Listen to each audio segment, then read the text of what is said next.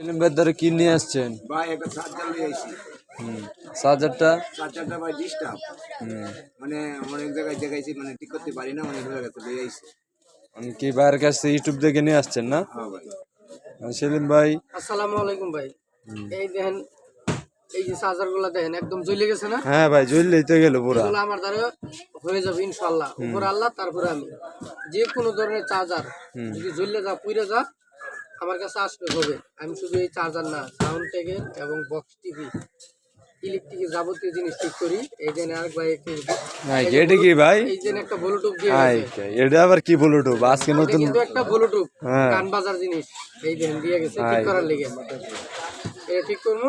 আর যে কোনো ধরনের চার্জার ঠিক করালে আমার নাম্বার যোগাযোগ করবেন। আর আমার দোকানের ঠিকানা হইলো মহাখালী 7তলা চৌধুরীপাড়া আইপি স্কুলের সামনে আরাফাত ইলেকট্রনিক্স। আমি সব ধরনের জিনিস ঠিক করি। যে